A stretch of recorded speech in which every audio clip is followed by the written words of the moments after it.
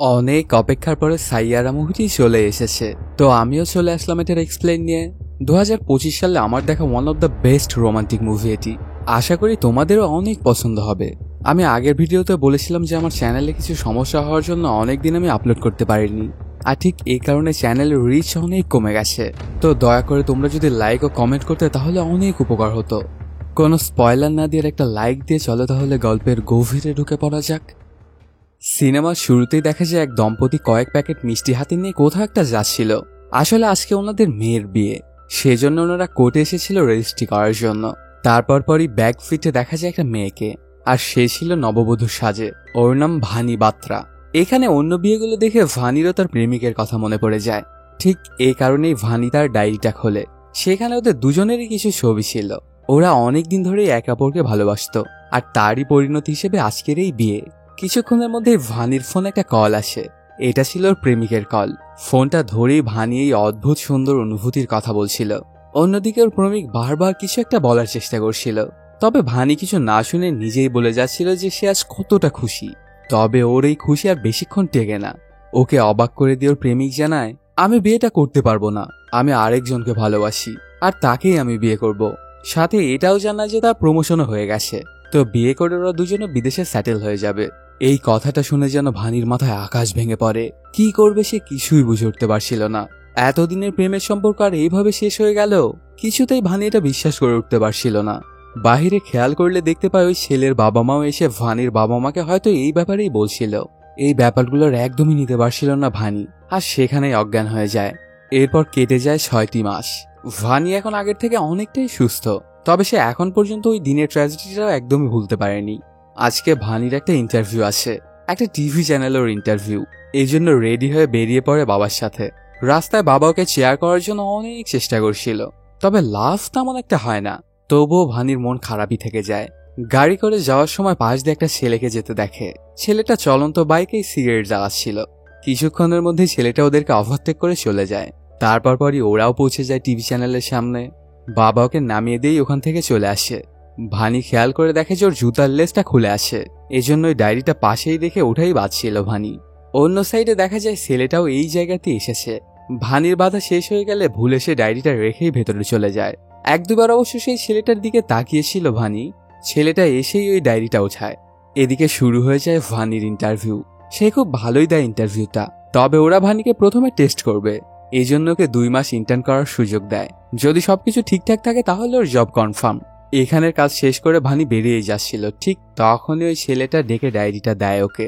আর ওই ডায়েরিটা দেখেই ছেলেটার নাম জেনেছিল। তখন ভানিও জানতে চায় ছেলেটার নাম কি, কিন্তু সে বলে কিছুক্ষণের মধ্যে তুমি জেনে যাবো যে আমি কে। এটা বলেই সামনে গিয়ে কোম্পানির ম্যানেজারকে মারতে শুরু করে দেয়। কোনো কথাবার্তা ছাড়াই ওকে বেধম মারছিল। কেউ কিছুই বুঝে উঠতে পারছিল না যে ছেলেটা ওকে কেন মারছে। অনেকক্ষণ পরে ছেলেটা একটা পোস্টার দেখিয়ে বলে এটা কি। আসলে ওর নাম ক্রিশ কাপুর।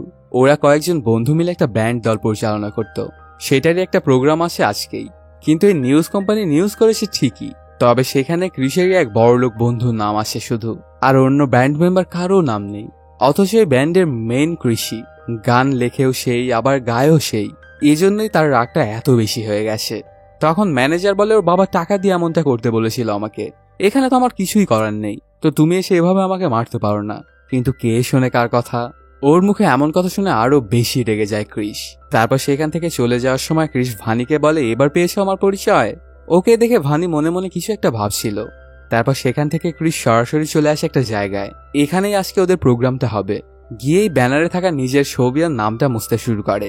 তখন সবাই বলে তুই এমন করছিস কেন। এটাতে অনেক রেগে গিয়ে সেই বন্ধুটাকে বলে এখানে কন্ট্রিবিউশন সবচেয়ে বেশি আমার, আর টিভি চ্যানেলে কেন শুধু তোর নাম থাকবে, এটা কিভাবে ফেয়ার হলো। তো যেহেতু তোর নাম আছে তো তুই কর। এগুলো নিয়ে ওদের মধ্যে খানিকটা ঝামেলাও হয়। তারপর ওর বড়লোক বন্ধুটা সবাইকে নিয়ে যেতে যেতে বলে তোর শো তুই একাই কর, আমরা কেউ এখানে শো করতে পারবো না। দেখি তুই একা একা ব্র্যান্ডকে কত দূরে গিয়ে নিয়ে যেতে পারিস। তবে একটা শো কি আর একা একা করা পসিবল। তবুও ক্রিশ আস্তে আস্তে আগাতে থাকে স্টেজের দিকে। ওকে দেখে সবাই তো অনেক খুশি। তারপর গিয়ে সে একটা সাউন্ড রেকর্ড করে সেটা চালিয়ে দেয়, আর হাতে একটা গিটার নিয়ে আসে মাইক্রোফোনের কাছে। তারপর পরই শুরু করে দেয় গান গাওয়া শুরু করলে সবাই অনেক পছন্দ করছিল ওর গানটা। যদিও ওর সাথে মিউজিক পারফেক্টলি হচ্ছিল না, কিন্তু ওর গলা এতটাই সুন্দর যে সবাই পছন্দ করছিল। আসলে ক্রিশ ছিল অনেক ট্যালেন্টেড, আর ওর গলা ছিল বলা যায় একরকম গড গিফটেড। গান গাইতে থাকলে হঠাৎই সেখানে বৃষ্টি চলে আসে। ওই স্টেজটা ছিল ফাঁকা জায়গা, এই জন্য সবাই ছাউনির নিচে চলে যায়। তবে বৃষ্টিও দমিয়ে রাখতে পারে না ক্রিসকে, সে গান গেয়েই যাচ্ছিল। কিছুক্ষণের মধ্যে বৃষ্টি উপেক্ষা করে সবাই আবারও চলে আসে স্টেজের পাশে আর উপভোগ করতে থাকে সেই গান। ক্রিসের গান যেন ওদেরকে চম্বুকের মতো টেনে নিয়েছিল এই জায়গায়। খুব ভালোভাবেই শেষ হয়ে যায় ওর সোলো পারফরমেন্স। তারপর ক্রিস চলে আসে একটা বারে, ওর পিছে পিছে আসে ওর একটা বন্ধু, এসে ক্রিসকে অনেক করে বোঝায় আসলে আমাদের মধ্যে একটা ভুল বোঝাবুঝি হয়েছে, এর জন্য তো আমরা ব্যান্ডটাকে ভেঙে ফেলতে পারি না, তো প্লিজ তুই একটু বোঝার চেষ্টা কর। তবুও যেন ক্রিস কিছুতেই মানছিল না ওর কথা। তখন ক্রিস যায় বাথরুমের মধ্যে। অনেকক্ষণ কেটে গেলেও ক্রিস সেখান থেকে বেরোচ্ছিল না। হঠাৎই বাথরুমের ভেতর থেকে আজব আওয়াজ আসছিল। ছেলেটা তো মনে করে হয়তোবা ক্রিস বিপদে পড়েছে, এই জন্য গিয়ে দরজা খোলার ট্রাই করে। এভাবেই কেটে যায় আরো কিছুক্ষণ। হঠাৎ করে দরজাটা ভেতর থেকে খুলে যায়, ওর ভেতর থেকে একটা মেয়ে বের হয়ে আসে, আর ওর পিছিয়ে পিছিয়ে আসে ক্রিস। আসলে ওরা দুজনের ভেতরে কোয়ালিটি টাইম স্পেন্ড করছিল। এটা দেখে তো হতবাক হয়ে যায় ক্রিসের বন্ধু। তখন কেভি বলে অনেক কষ্ট করে একটা মিটিং ফিক্স করেছি দেশের one of the best singer প্রিন্সের সাথে। সবকিছু যদি ঠিকঠাকভাবে হয় তাহলে আমাদের ব্র্যান্ডকে আর পেছনে তাকাতে হবে না। প্রথমে তো ক্রিস কিছুতেই যেতে চায় না, কিন্তু তারপরে কেভির অনেক জোরাজোরি পরে এসে পৌঁছে সেই জায়গায়। এখানে প্রিন্সের সাথে তাদের দেখা করার কথা। অনেকক্ষণ অপেক্ষা করার পর সেখানে এসে পৌঁছে প্রিন্স। ওখানে মানুষজন তো প্রিন্সের জন্য অনেক ক্রেজি। তারপর পরই ওদের কাছে এসে পৌঁছে প্রিন্সের ম্যানেজার। সে তো অনেক ভাবনা শুরু করে দেয়। অনেক সিঙ্গারের সাথে দেখা করে দিয়েছি প্রিন্সকে, কিন্তু কেন জানি কারো গানই ওর পছন্দ হচ্ছে না। যদি তোমাদেরটা পছন্দ হয় তাহলে তো ঠিক আছে, আর যদি পছন্দ না হয় তাহলে আরো অনেক সিঙ্গার লাইন ধরে আসে, তো তোমরা একটু তাড়াতাড়ি ব্যাপারটা দেখো। প্রিন্সের ম্যানেজারের মুখে এমন কথা শুনে একদমই যেন মেনে নিতে পারছিল না ক্রিস। ওর ভাবসাব একদমই পছন্দ হয়নি ওর। তারপর পরই ক্রিস খেয়াল করে দেখতে পায় ভিড়ের মধ্যে থেকে ভেতরে আসা ট্রাই করছিল ভানি, কিন্তু সিকিউরিটি গার্ড কিছুতেই ওকে ভেতরে ঢুকতে দিচ্ছিল না। তখন ক্রিস ওই ম্যানেজারকে বলে এক সপ্তাহের মধ্যে গাউন রেডি হয়ে যাবে। তারপর গিয়ে সিকিউরিটি বলেও আমার সাথে ওকে ঢুকতে দিন। ভেতরে ঢোকার সময় বানির ডায়েরিটা ক্রিসকে ধরিয়ে দিয়েছিল। তারপর সরাসরি চলে যায় প্রিন্সের ম্যানেজারের কাছে। আসলে আজকে প্রিন্সের সাথে ওর একটা ইন্টারভিউ ছিল, কিন্তু ওর আসতে একটু দেরি হয়ে গেছে। কেন দেরি হয়েছে সবকিছুই খুলে বললেও কোনোভাবেই ম্যানেজারটি ইন্টারভিউ আর করিয়ে দিতে পারবে না বলে জানায়। এতে অনেক মন খারাপ হয়ে যায় ভানির। এদিকে ওই ডায়েরিটা খুলেই সেরা কয়েকটা পেজ দেখতে পায় ক্রিস। একটা পেজ থেকে একটা গান গাওয়া শুরু করে দেয় সে। গানটা সবাই খুব পছন্দ করে, এমনকি প্রিন্স নিজেও। কিন্তু সমস্যা হলো গানটার মাত্র 2টা লাইনই ছিল এই ডায়েরিতে, আর বাকি লাইনগুলো সেরা। তখন প্রিন্স ক্রিসকে জিজ্ঞেস করে যে গানটার বাকি লাইনগুলো কোথায়।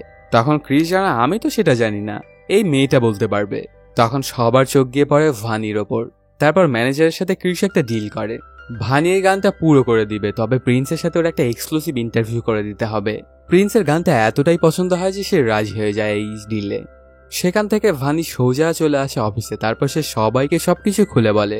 কোম্পানির মালিক তো এটা শুনে বলে ঠিক আছে, কোনো সমস্যাই নেই, তোমার যখন যখন যাওয়ার প্রয়োজন তুমি চলে যেও।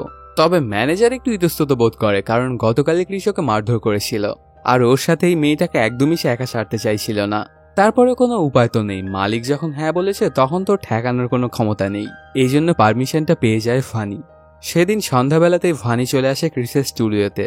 এসেই সে কয়েকটা কন্ডিশন জানায়। আমি লেট নাইট পর্যন্ত কাজ করতে পারবো না, আমাকে 8:30টার মধ্যে ছেড়ে দিতে হবে। তারপর সিগারেটের ধোয়াতে আমার সমস্যা, এই জন্য আমার সামনে সিগারেট খাওয়া যাবে না, আর যদি খাও তাহলে একটু দূরে যেয়ে খেতে হবে।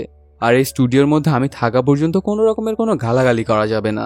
এই 3টা শর্ত যদি তুমি মেনে নিতে পারো তাহলেই আমি গানটা পুরো করব। তখন আর অন্য কোনো উপায় না থাকায় ক্রিস সবকিছু মেনে নেয়। তারপর ভানি বসে পড়ে গান লিখতে।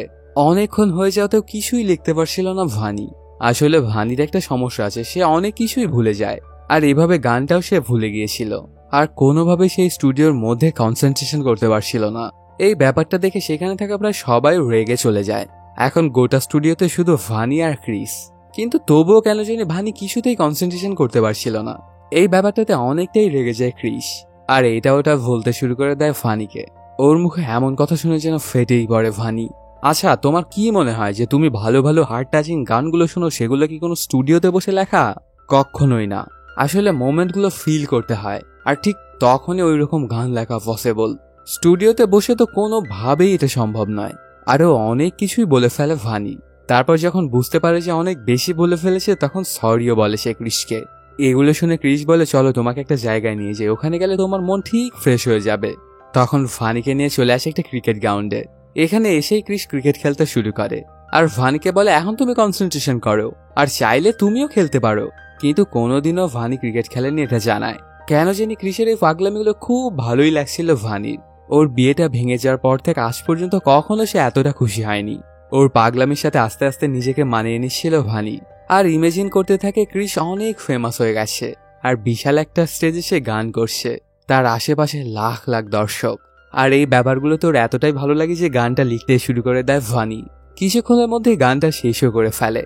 এটা দেখে তো অনেক খুশি হয়ে যায় ক্রিস আর ওর হাত থেকে ডায়েরিটা নিয়ে গানটা গাইতে শুরু করে। খুব সুন্দর একটা গান লিখে ফেলেছিল ভানি।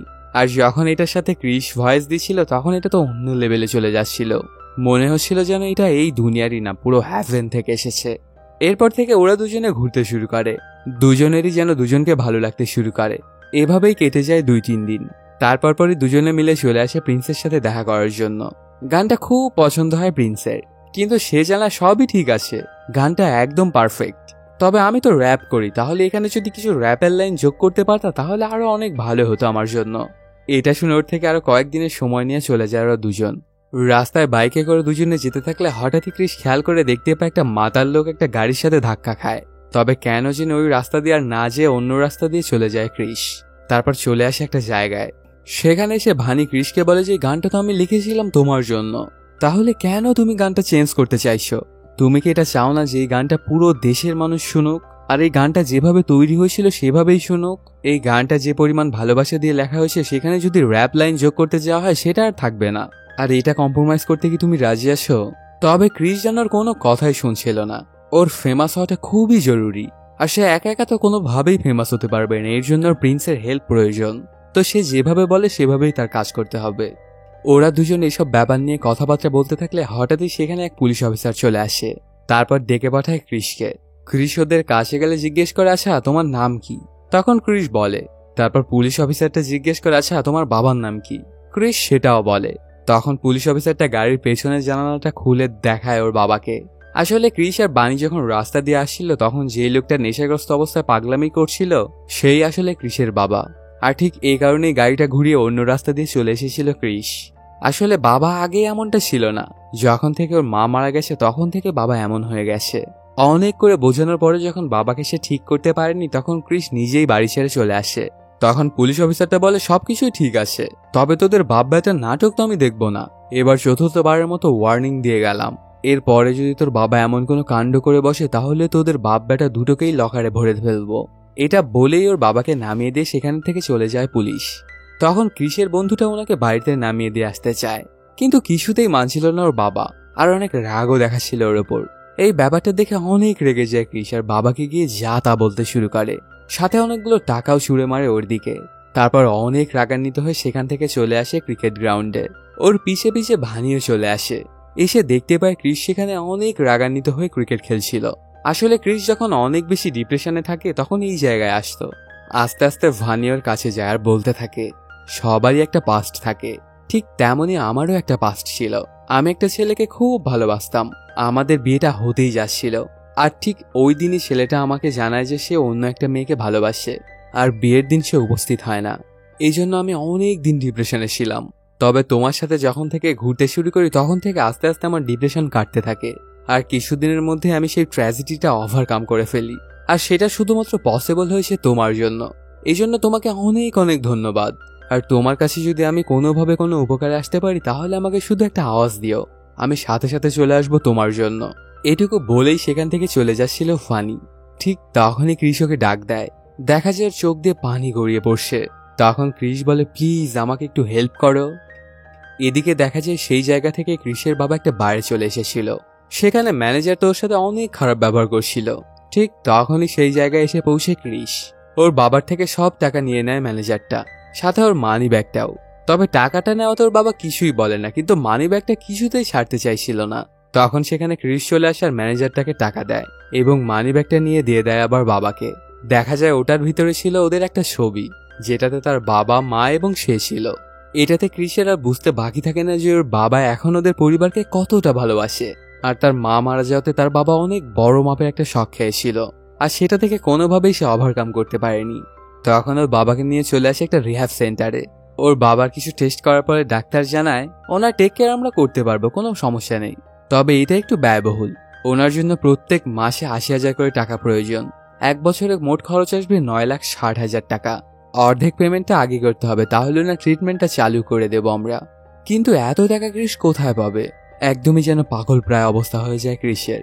তারপর পরে সে চলে আসে প্রিন্সের ম্যানেজারের সাথে দেখা করার জন্য। ওনাকে সবকিছু খুলে বলে।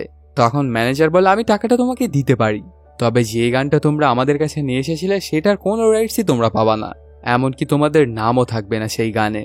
মানে গানটা পুরোপুরি আমাদের কাছে বিক্রি করে দিতে হবে তোমার, তাহলে শুধুমাত্র এই পরিমাণ টাকা আমরা তোমাকে দিতে পারবো।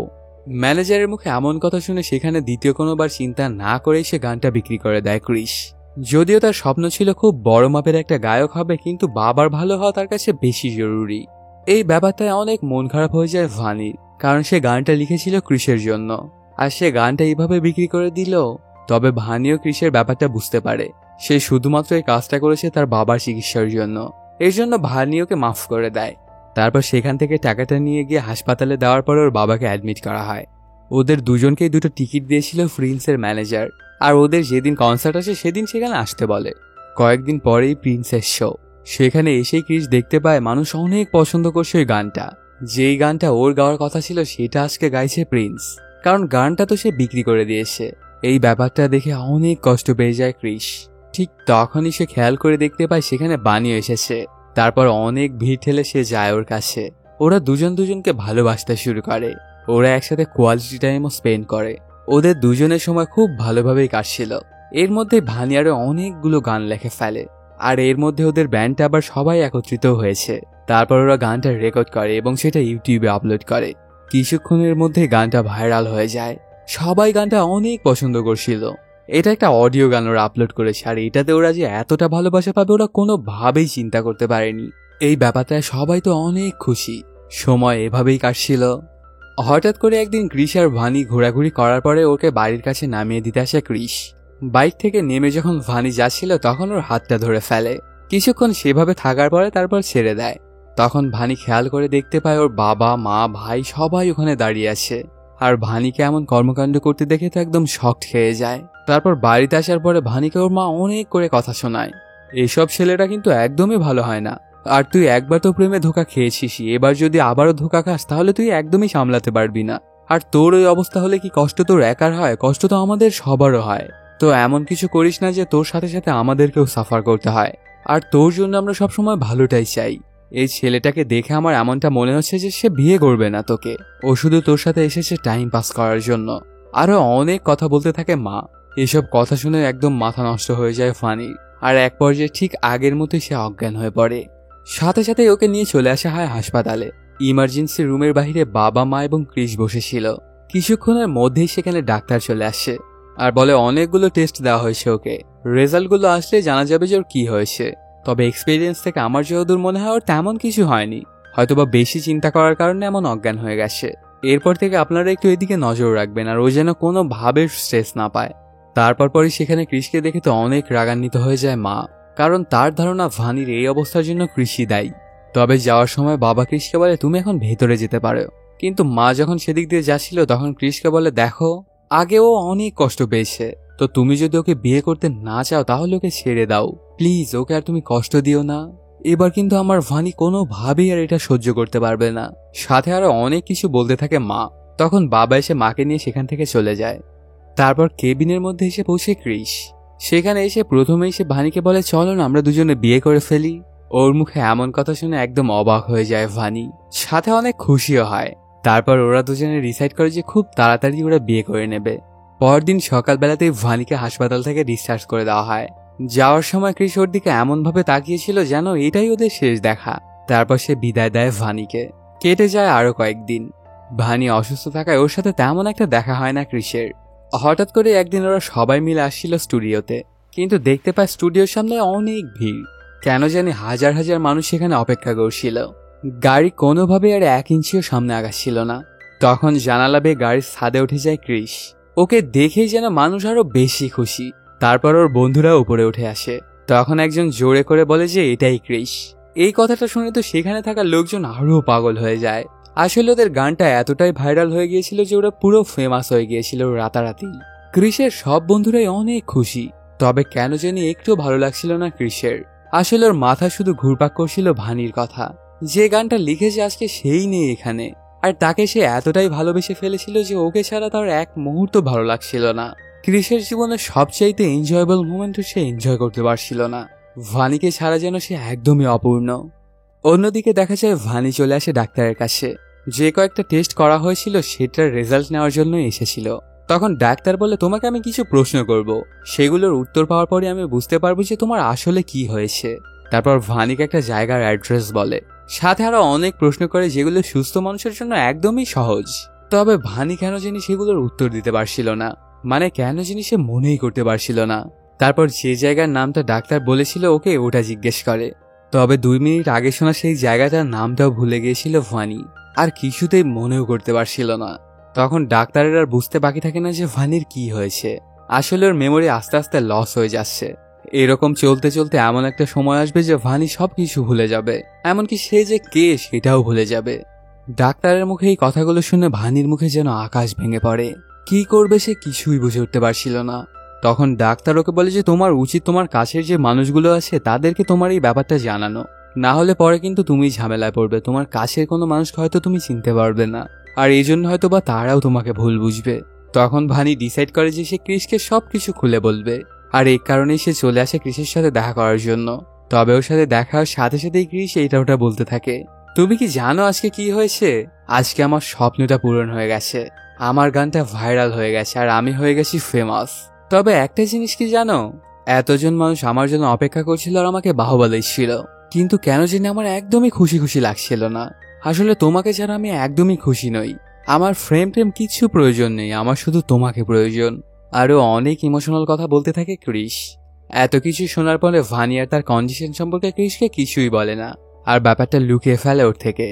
এভাবেই সময় কাটতে থাকে। ওদের করা ওই গানটা এতটাই ভাইরাল হয়ে গিয়েছিল যে ওই গানটার ওরা ভিডিও শুট করতে চায়। সেজন্য সবাই মিলে গোয়াতে যাবে এবং সেখানেই শেষ করবে ওদের গানের শুটিং। তো প্ল্যান অনুযায়ী আগামীকালকে ওরা চলে যাবে গোয়াতে সেই ভিডিওটা শুট করার জন্য। এই কয়েকদিনে ভানি এখন অনেক কিছুই ভুলে যাচ্ছিল। তবে ক্রিস মনে মনে ভাবছিল যে হয়তো ও অনেক চিন্তা ভাবনা করছে, এর জন্যই এমনটা হচ্ছে। আগামীকালকে ওদের গোয়াতে যাওয়ার ডেট, এই জন্য ভানি ওর ব্যাকপ্যাক করছিল। কিছুক্ষণ ওকে ব্যাকপ্যাক করতে দেখার পরে ক্রিস বলে যে তুমি তো কালকে রাত্রে আমার ব্যাগটা প্যাক করে দিয়েছো, তাহলে আবার কেন করছো? তবে কিছুই বলে না ভানি। তারপর ভানি থেকে বিদায় নিয়ে সবাই রওনা করে গোয়ার উদ্দেশ্যে। ওদেরকে বিদায় দিয়েই ভানি চলে আসে অফিসে। সেখানে এসেই সে অবাক হয়ে যায়, কারণ সে দেখতে পায় ওর এক্স মহেশকে, যে আসলে বিয়ের দিন বারণ করে দিয়েছিল ভানিকে। ওকে দেখেই একদমই খুশি হতে পারেনি ভানি। তারপরে ওর সাথে খানিকক্ষণ কথা বলে। তখন ভানির মালিক এসে জানায় ইনি আমাদের চ্যানেলের নতুন ইনভেস্টার। আসলে ভানির প্রিন্সকে নিয়ে করা ইন্টারভিউটা দেখেছিল মহেশ, আর তারপরে সে এখানে এসেছিল ইনভেস্ট করার জন্য। নতুন ইনভেস্টর পাওয়াতে ঠিক এই কারণেই আজকে সন্ধ্যাবেলাতে একটা পার্টি রাখা হয়েছে, আর ভানিকে সেখানে ইনভাইট করে মহেশ। ভানিও না করতে পারে না, কারণ ওর সব কলিগই সেখানে যাবে, আর ওর মালিক ওকে অনেক করে ইনসিস্ট করে সেখানে যাওয়ার জন্য। সন্ধ্যাবেলাতে সেই পার্টিতে এসে ঘোরাঘুরি করতে থাকলে হঠাৎ করে ভানি দেখতে পায় মহেশকে। কিছুক্ষণ ওর সাথে কথা বলার পরে ভানির প্রায় সব মেমোরি মুছে যায়। মহেশ যে ওকে রিজেক্ট করেছিল, সে যে বিয়ের দিনে আসেনি আর সে নিজে বিয়ে করে নিয়েছে, তারপর ভানি যে আবার দেখা হয়েছিল ক্রিসের সাথে, ওর সাথে প্রেম হয়েছে আর এখন ওরা দুজন একসাথেই থাকে, এই সব কিছুই ভুলে গিয়েছিল ভানি। শুধু তার মনে আছে যে মহেশকে সে অনেক ভালোবাসে আর খুব জলদি ওদের বিয়েটা হতে চলেছে। মানে ওই রেজিস্ট্রি অফিসের কাণ্ডটার আগ পর্যন্ত সবকিছুই মনে আছে ভানির, আর তারপরে যা যা হয়েছিল সবকিছু ওর মেমোরি থেকে চলে গেছে। আর এই কারণে ঠিক ওভাবেই কথা বলছিল সে মহেশের সাথে। প্রথমে তো কিছুই বুঝে উঠতে পারছিল না মহেশ। তারপর যখন বুঝতে পারে যে কোনো একটা গড়বড় তো আছেই, তখন সেখান থেকে চলে যেতে থাকে। তবে সেখানে বড় মাপের একটা সিন ক্রিয়েট করে বসে ভানি। এই ব্যাপারটাতে মহেশের বউ সেখানে চলে আসে আর তাকে জিজ্ঞেস করে যে কি হয়েছে আর উনি কে। তখন সে জানা কেউ না, হয়তোবা নিজের চাকরিটা চলে যাবে, এই জন্যই এমন সিন ক্রিয়েট করছে। আসলে এইসব ছোট ছোট মানুষদের এইসব ব্যাপার স্যাপার আমার একদমই ভালো লাগে না। এই কথাটা শুনে তো হতবাক হয়ে যায় ভানি। তারপর সেখান থেকে সে চলে যায়। তবে যাওয়ার সময় ভুলে ওর ব্যাগটা সেখানে ফেলেই চলে যায়। এদিকে গোয়াতে যাওয়ার জন্য প্লেনে উঠতে যায় ওরা সবাই। এয়ারপোর্টে নামার পর থেকে ক্রিস বারবার ভানিকে ফোন দিচ্ছিল, তবে ফোনটা সেই টেবিলের ওপর থেকে যায়, কিছুতেই ফোনটা ধরছিল না ভানি। এই ব্যাপারটায় অনেক চিন্তায় পড়ে যায় ক্রিস। কি করবে কিছুই বুঝে উঠতে পারছিল না। তারপর প্লেনে না উঠেই একটা দৌড় লাগায়। কিছুক্ষণের মধ্যেই তার কলিগদের থেকে খোঁজ নিয়ে চলে আসে ওই বারটায়। তবে ভানিকে কোথাও দেখতে পায় না সে, শুধু ওর ফোনটা খুঁজে পায় আর সাথে ওর ব্যাগটা। সেই ব্যাগটা ঠিকঠাক করতে থাকলে দেখতে পায় ওটার ভেতরে একটা প্রেসক্রিপশন। এটা দেখে ক্রিসের চোখ যেন কপালে উঠে যায়। সে বুঝে যায় যে ভানির আসলে কি সমস্যা আর সে কোথায় যেতে পারে এটাও জানে ক্রিস। সাথে সাথে ক্রিস চলে আসে ক্রিকেট গ্রাউন্ডে। এসে দেখতে পায় ভানি সেখানে ক্রিকেট খেলার চেষ্টা করছে, তবে একটা বলও লাগাতে পারছিল না ভানি। তখন ক্রিস যায় ওর কাছে আর ওকে শেখাতে থাকে। এভাবেই কেটে যায় অনেকক্ষণ। এই ব্যাপারগুলো চলতে থাকলে ভানি টের পেয়ে যায় যে সবকিছুই জেনে গেছে ক্রিস। তখন সে বারবারই ওকে বলে যে তুমি আমাকে ভুলে যাও, আমার সাথে তোমার কোনো ফিউচার নেই, তুমি গিয়ে তোমার স্বপ্নকে বাস্তবায়ন করো। এমন করতে করতে একদিন হয়তো বা আমি তোমাকেই ভুলে যাব, তো প্লিজ তুমি আমার জন্য তোমার নিজের ক্যারিয়ারটা নষ্ট করো না। তবে কোনো কথাই শোনে না ক্রিস, আর বলে যা হবে তোমার সাথেই হবে, তোমাকে ছাড়া আমি নিজেকেই কল্পনা করতে পারি না, তাহলে আমার ক্যারিয়ার কোথা থেকে আসলো। এই ব্যাপারগুলো ঘটে যাওয়াতে দুজনের ভালোবাসা যেন আরো গভীর হয়ে যায়। পরদিন সকালবেলাতেই ভানি আবার চলে আসে ডাক্তারের কাছে। তখন ডাক্তার জানায় ওকে কোলাহলের বাহিরে নিরিবিলি কোনো একটা জায়গায় নিয়ে যেতে হবে, ওর মাথায় যেন একটু স্ট্রেস না পড়ে। এটা শুনে বাবা মা চিন্তায় পড়ে যায়। মা বলে আমি যাব ওর সাথে, তো বাবা বলে যে আমি যাব। এটা নিয়ে ওদের দুজনের মধ্যে চলতে থাকে তর্কাতর্কি। ঠিক তখনই সেখানে এসে পৌঁছে ক্রিস আর বলে যে আমি থাকতে আপনাদের কারো যাওয়ার প্রয়োজন নেই, আমার ভানিকে আমি সেখানে নিয়ে যাব। প্রথমে মা একটু ইতস্তত বোধ করলেও পরে সবকিছু মেনে নেয়। তারপর পরে ভানি বের হয়ে পড়ে ক্রিসের সাথে। ওরা দুজনেই চলে আসে একটা জায়গায়। এখন থেকে ওরা দুজনে এই বাড়িটাতেই থাকবে। খুব নিরিবিলি একটা জায়গায় বাড়িটা হয়, ওদের সময় খুব ভালোভাবেই কাটছিল। সব সময় দুজনে ভালোবাসায় সিক্ত হয়ে থাকতো। এর মধ্যে ওদের ব্র্যান্ডের গানটা এতটাই ফেমাস হয়ে যায় যে ওদের অনেকগুলো শো বুক হয়ে যায়, কিন্তু কোনোটাতেই যাবে না ক্রিস। এভাবেই একটা শোয়ের ডেটও চলে আসে। তখন ওরা এক বন্ধুকে গানটা গায়। এটাতে অনেক ভালো রেসপন্স আসে, তবে সবাই অপেক্ষা করছিল ক্রিসের জন্য। এখানে কয়েকদিন একসাথে থাকায় ভানিকে এখন একটু সুস্থ মনে হচ্ছিল, আর এতক্ষণে ভানিও বুঝে গিয়েছিল যে ওর জন্য ক্রিসকে অনেক ঝামেলায় পড়তে হচ্ছে। আর পরদিন ওদের বড় মাপের একটা শো ছিল, সেখানে কিছুতে যেতে চাইছিল না ক্রিস। তখন ভানি ওকে সাথে করে নিয়ে চলে আসে ওই শো এর জায়গায়। ক্রিস খেয়াল করে দেখতে পায় যে সেখানে ওর বাবাও আসে। আসলে ভানি ওর বাবাকে এখানে আসার জন্য ইনভাইট করেছিল। তারপর শুরু হয়ে যায় শো। গান গাইছিল ক্রিস আর মানুষ তো ওর জন্য একদম পাগল প্রায় হয়ে যাচ্ছিল। সবাই অনেক উপভোগ করছিল এই প্রোগ্রামটা। এদিকে হঠাৎ করে ভানি খেয়াল করে দেখতে পায় মহেশকে। আসলে এই পুরো কনসার্টের স্পন্সর ছিল মহেশের কোম্পানি। আর হঠাৎ করে ওকে দেখে আবারও সবকিছু ভুলে যায় ভানি। ওর শুধু এটুকুই মনে থাকে যে মহেশই ওর প্রেমিক। তারপর ওরা দুজনে চলে আসে সেখান থেকে একটা বারে। অনেকক্ষণ কথাবার্তা বলতে বলতে মহেশের আর বুঝতে বাকি থাকে না যে ভানি সবকিছু ভুলে গেছে, আর এই সুযোগটা সে কোনোভাবেই হাতছাড়া করতে চায় না। এই জন্য সে ভানিকে নিয়ে চলে আসে একটা রুমের মধ্যে। ওর উদ্দেশ্য খুব একটা ভালো ছিল না, ভানির সাথে সে কোয়ালিটি টাইম স্পেন্ড করতে চাইছিল। তারপর ওরা সেই কাজটা করতে যাবে, ঠিক তখনই ওখানে চলে আসে ক্রিস। ওকে দেখেই তো একদম খেপে যায় মহেশ আর বলে তুই এখানে কেন এসেছিস, তোকে এখানে কে ঢোকার পারমিশন দিয়েছে? ভানি তোর সাথে একদমই যাবে না, ওর আমার সাথে থাকবে।